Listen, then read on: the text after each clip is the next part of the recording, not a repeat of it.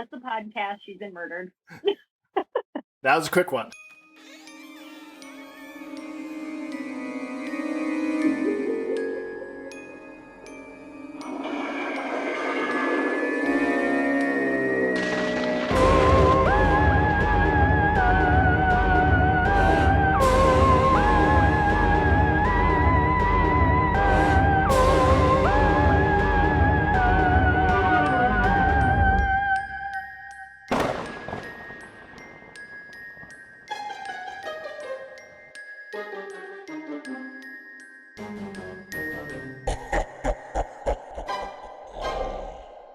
This is We Bleed Orange and Black, the podcast for Halloween and horror lovers. Join us as we interview creators, discuss our favorite horrors, and share original spooky stories.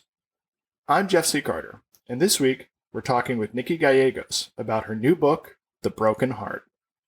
Nikki Gallegos is an ER doctor by day and horror writer by night.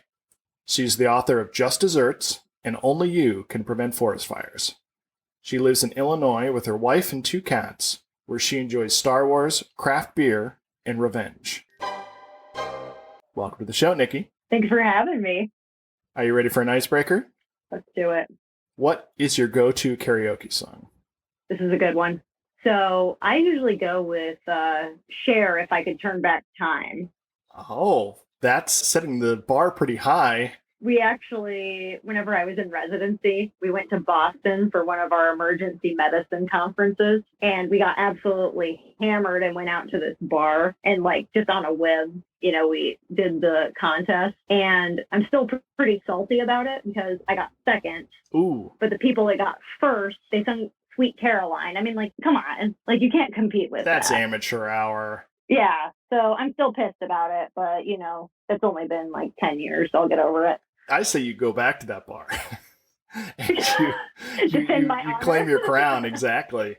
I mean, at least you put yourself out there. You weren't like, this is a party song, we're all playing. Not only am I going to put myself out there in the spotlight, I'm going to try to follow Cher. You went for the brass ring. That's incredible. I did. I didn't have the hair, and I did not have the leotard that she has on the ship in the music video, but maybe next time. But at that point, what are we doing? Is this a drag show or is this karaoke? It should be about the voice, right? I don't have enough rhythm to be a drag queen, unfortunately. Who amongst us does? Yeah, that's true. So, Nikki, where did you grow up? So I grew up in Colorado, actually, a small little town called Alamosa. What were some of the cartoons, comics, toys, movies, or books that freaked you out at a tender age? So my mom is a big horror fiend, so she introduced me rather early. There was not really any censoring, so I was in there at a very young age, but Chucky scared the absolute shit out of me. Hi, I'm Chucky. Wanna play? Old school Chucky. Oh, yeah. Something about a demonic doll just really gets me. I don't know. Then I don't know if she necessarily meant to do this, but after I had watched Chucky, she got me a Cabbage Patch doll that had red hair, and I flipped shit. When you open your arms to a Cabbage Patch Kid, your heart opens wide and lets the love come in.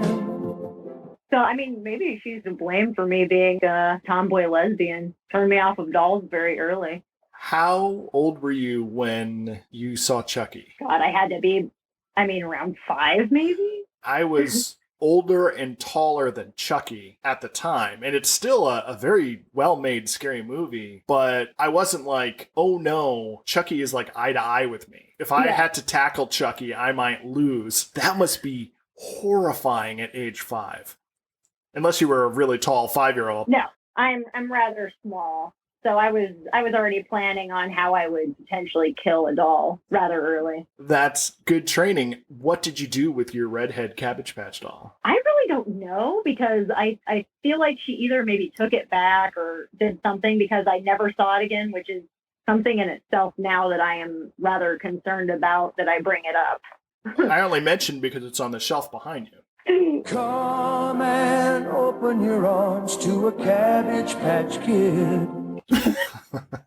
And you're like, that's the podcast. She's been murdered.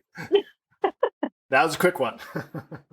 I'll just send a copy off to the police and then upload it. Yeah. So how'd you make the transition from terrified of dolls to writing horror? I always wanted to write a book kind of as a bucket list thing. And I've always gravitated towards horror. Like Stephen King started that obviously at a pretty young age. And I more so kind of like was in the closet about wanting to be a writer just because I felt like it was almost imposter syndrome to do it because I've always been more science oriented and whatnot. But I really got serious about it around COVID. Yeah, it was like an outlet, a creative outlet for me to turn to after work and stuff. And then I just decided to go for it and see what I could do. Did you ever read much Michael Crichton? Yeah, I did a lot of Michael Crichton. I like him. The nice thing about the scientific background or the medical training is that you can ground things. Not only are you grounding the mundane reality before you bring in some kind of heightened element, but even the violence gets grounded because you could say, oh, this is exactly what happened. And this is exactly how it would progress. And if they don't take these 3 steps, this cascade of issues are going to happen and these systems are going to fail. It makes it simultaneously somehow clinically detached, but also terrifyingly real. Because you're not like a sweaty writer flailing about like, oh, and then they're screaming and it's the worst and the horror. You got to believe me. You're like, no, this is exactly what happens when the aorta gets nicked. And you're like, ugh. Yeah. A little messy, yeah. It definitely helps with the writing because you see this stuff like in real life. Do you ever have a case come in and you're like, ooh? Oh, yeah, definitely. There's a lot of things that I see and I'm like, I have to write that down and then, put my own twist on it. Because you see some stuff in the ER for sure. I have to imagine that there are no dull days in the ER. There's really not, no. And I mean, you can be absolutely like dead, messing around, joking around with the nurses, and 30 seconds later, it's an absolute shit show. So turns on a dime pretty quickly. Out of all the fields of medicine and all the specialties, what attracted you to emergency medicine? I like the idea of having to know a lot or a little bit about everything, little initial bits and pieces. Not that I don't enjoy a patient relationship, but I think my attention span's not very good. So having the same thing, same person day after day, it doesn't intellectually stimulate me. So I just like the acute aspect of it. Mm-hmm. And then, you get to do some cool procedures, and there is something kind of cool about being I could probably save a life if I had to, Are the hours more hectic? I actually think that they're better. A lot of specialties, like surgery and things like that, they have to take calls. So they'll have office hours, right? 8 to 5 or whatever. And then they'll have to be on call all night, potentially come in for emergencies and stuff. And in emergency medicine, our shifts are 9 hours. You're there, you work, you leave, and you're done. They're not going to call you back. Exactly. It's a very nice way to separate work and home life. Do you want to dive into the broken heart? Let's do it. Broken heart synopsis. Casey Phillips has it all. A deadbeat husband, a psychopathic son, a beautiful newborn daughter, and catastrophic heart failure necessitating an organ transplant. When a serial killer becomes an unexpected organ donor, Casey gets a heart and a new lease on life.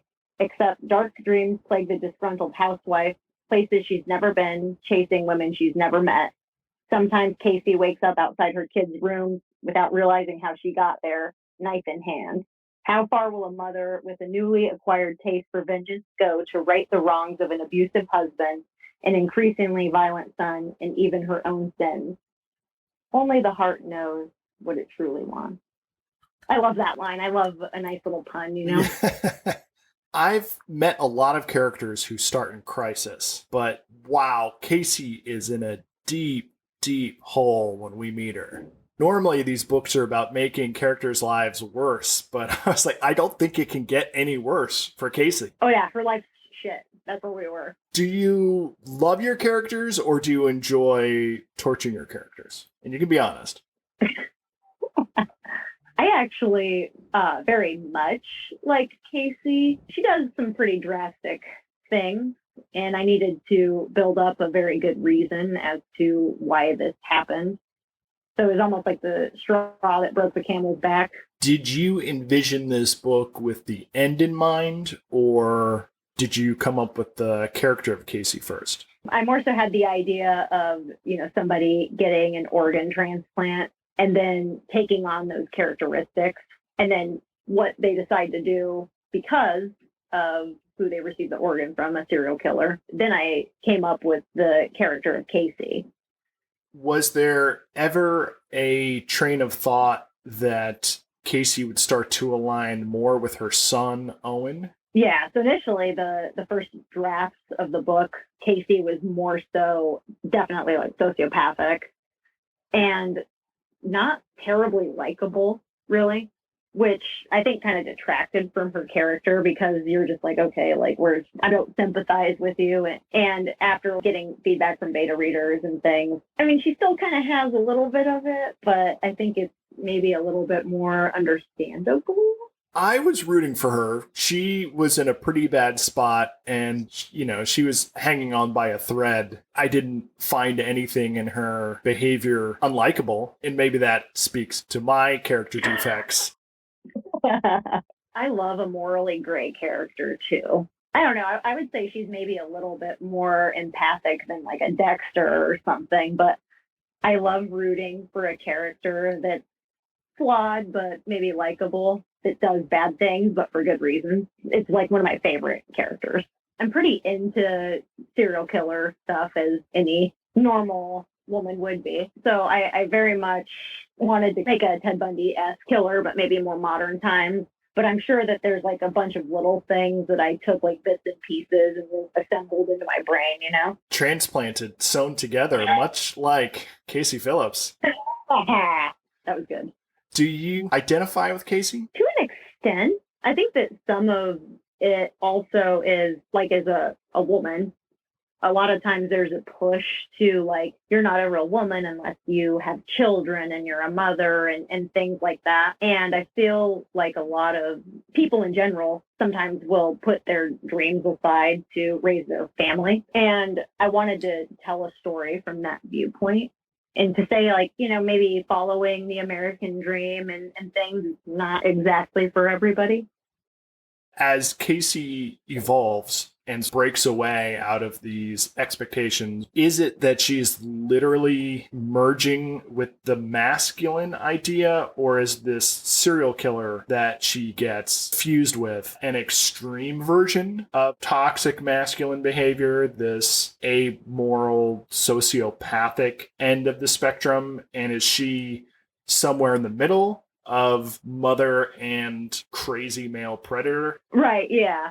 Initially, whenever I wrote the story, I wrote her as like a carbon copy almost, like she gets the heart transplant and then she becomes like a remorseless killer. Mm-hmm. So it, almost like a possession narrative, but I did scale that back as I went through the editing process. And I kind of wanted to leave it a little open-ended because, like, obviously she has Owen, right? And he's a sociopath. He's born that way. Is he like that because maybe Casey had like latent thoughts like that, and then she gets this serial killer's heart and it almost like emboldens her to act on it? I was wondering if there never was any possession or no kind of epigenetic memories coming out of the organ. What if just the thought, just whispering in her ear, oh, you have a serial killer's heart, and she's like, okay, well, game on.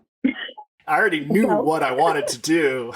This is just like the starting pistol, and I'm just ready to go nuts. Yeah, I kind of wanted to leave it, I guess, maybe a little bit ambiguous so you could draw your own conclusion. I like that. Did your readers have any particular sequences that they adored or were repulsed by? Most people were rather excited about whenever she exacts her justice on Jack. Like, everybody was really rooting for that. And honestly, nobody was really upset about the whole Owen thing either, because he kind of sucks, to be fair. Yeah.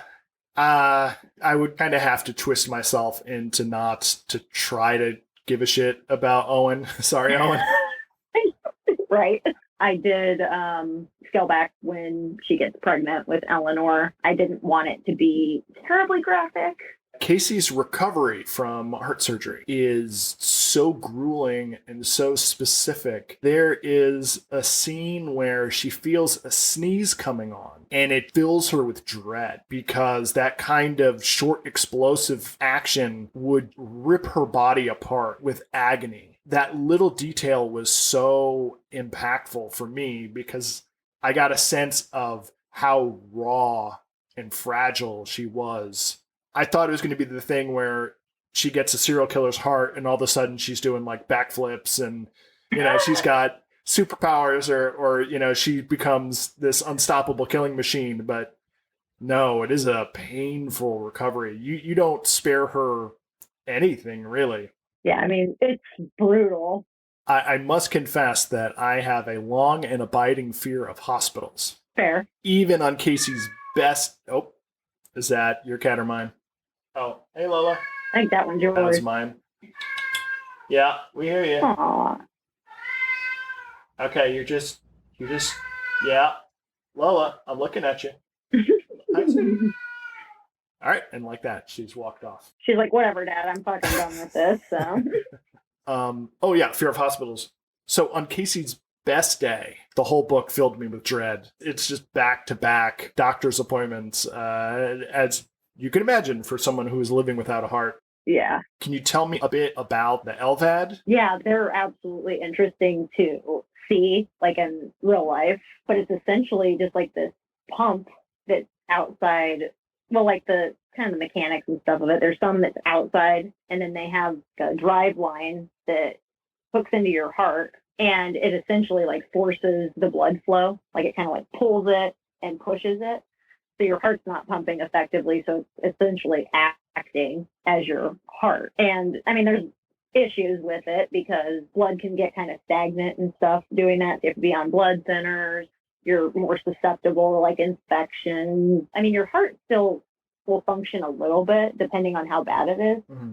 So like you can get cardiac arrhythmia, VTAC or things like that. And a lot of times some people will be conscious and be able to like talk and stuff like that. So it's very weird with an LVAD because you'll have somebody in like VTAC and they're just chatting with you and you're ooh. Normally that's something you shock people out of, And I've taken care of a couple patients with LVADs, and I mean it's frightening really because the battery dies and they don't have another battery. They're done. There's no external power source? You can't stick them on one of those iPhone chargers? I think you can put it in your car charger. Okay, like sure. Little 12 volt. Yeah, that could be the sequel. Someone whose heart is powered by a killer car. Christine meets the broken heart. I was surprised that the ex-killer was an organ donor. I mean, he's not a monster. Yeah. I mean, he probably takes his shopping cart back. All right. Well, I'm starting to like this guy. Can you drill down on the spin-off short stories? Yeah. The first one was See No Evil, a woman who receives the corneal transplant from the ex-killer begins seeing horrible things. And then the second story involves a guy who gets a liver transplant. He's hankering for something fresh and bloody to eat. Then the third story, which isn't out yet, but it essentially involves a woman who receives like a skin graft. Are these alternate stories you were toying with when you were coming up with The Broken Heart? Or were you just not done with this subgenre of transplant horror? So I finished this and, there's more organs than just the heart. So it got me wondering what would happen. You can't keep a good killer down. Is there any chance that someone's going to be able to harvest these organs and put the ex-killer back together? I like that. Now I need a mad scientist character, which obviously will be modeled after myself, but... Dr. Yang? I'm intrigued. Dr. Yang, yeah. Dr. Yang could probably do it. I guess the problem is that his brain didn't make it through the motorcycle accident. Although I guess he doesn't really need the brain if he's got all the memories and urges from all the different organs. Yeah, and you could probably, I don't know what, you could probably get like a Furby or something and put the processor in there. I'm sure it would work. Now we're just talking about Chucky again, aren't we? Yeah. Furby loves you, love and touch. Love you. So in this Transplantiverse, organs have memories. When I was writing the story, I did do like a little bit of research, and there's several cultures that actually believe that that's where your soul resides, is in the heart. But you've heard of the idea of genetic memory, familial genetic memory, and that also played a little bit into it. So it could, in theory, be any organ. It doesn't have to be someone who is particularly evil. Yeah. I feel like the heart, though, it's just like it's very, I mean, all organs are important, obviously, but there's something about the heart. It's just sexy. I don't know. I'm going to come back to you with this interview. If the ex-killer's hair was given to locks of love and someone becomes evil, it's like, all right, you said the heart was special. I thought for some kid that instead of their Make-A-Wish being to go to Disneyland, is they want to go do some killing spree or something. Right. They want to go to the slaughterhouse. I'm going to have to write all kinds of stuff down. We got the Transplantiverse. We got the Locks of Love now. Are you ready to get into a little bit of Halloween? Oh, yeah. I'm always ready for Halloween. What was trick-or-treating like for you growing up in Colorado? So I grew up like out on a ranch.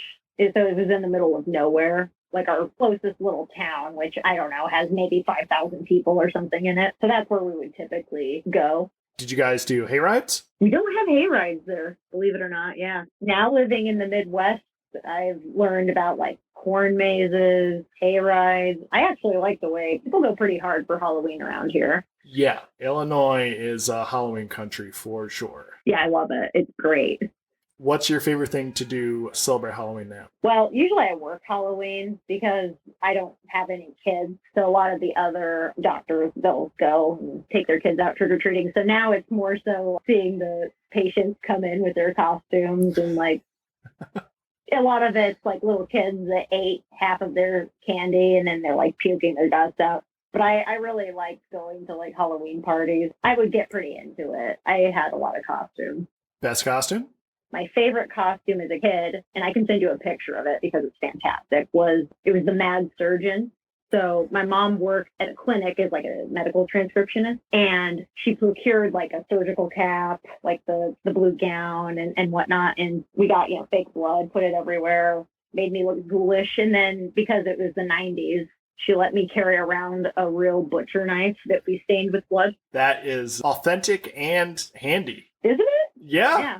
And then when I got older, I think when I was in medical school, I was doing a rotation in California, and it just happened to be around Halloween. So I actually hand sewed this like Bowser shelf. I still have it, and went out and partied dressed as like I wouldn't say it's a sexy Bowser because that's not really what it was, but I had shorts on, so it was mildly sexy. It would be not very humble to declare yourself a sexy Bowser. You be the best Bowser you can be, and it's up for other people to judge how sexy of a Bowser you are. I'll post a picture and people can vote if it was a sexy Bowser or not. Okay, but I don't want to bring back your share trauma all over again. There's so much trauma, man.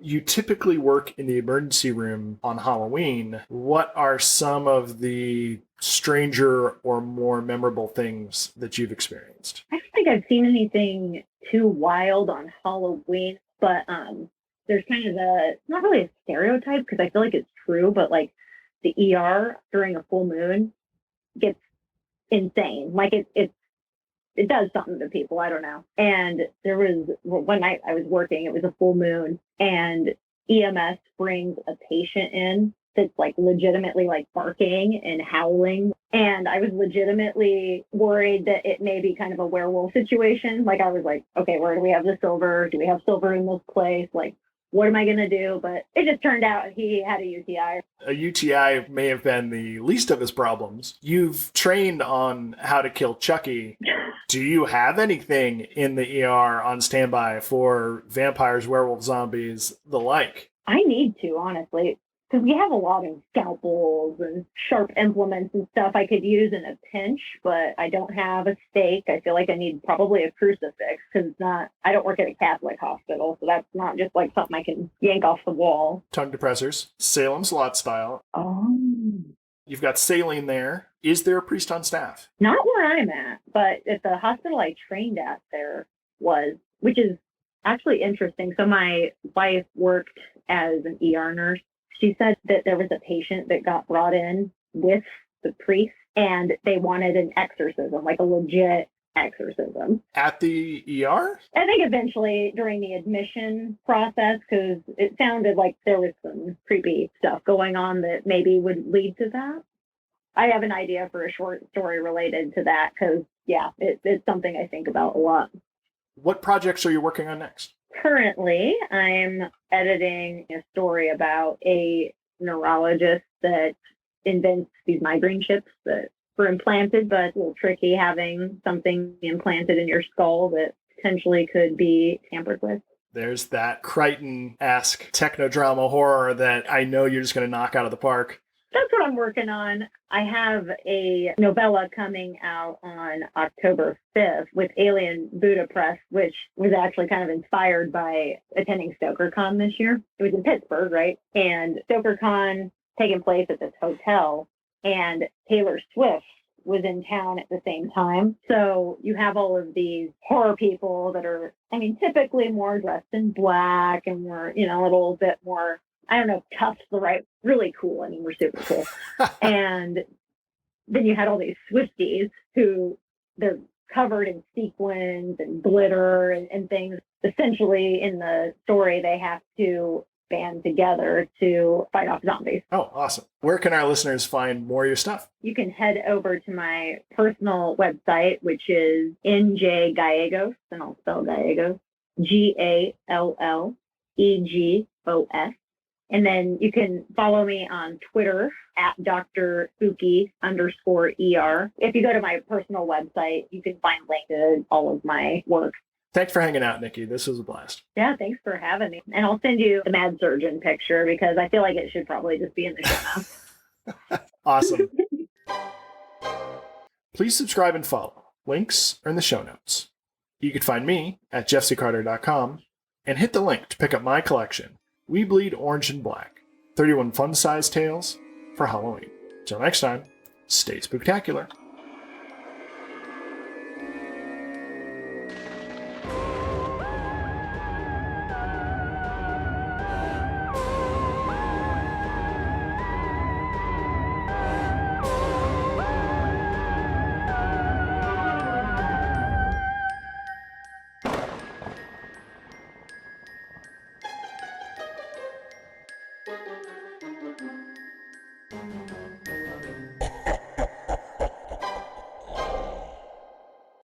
All right. So if I were to phrase it as a question, it would be something like, so what are you... Yep, that's how I would say it.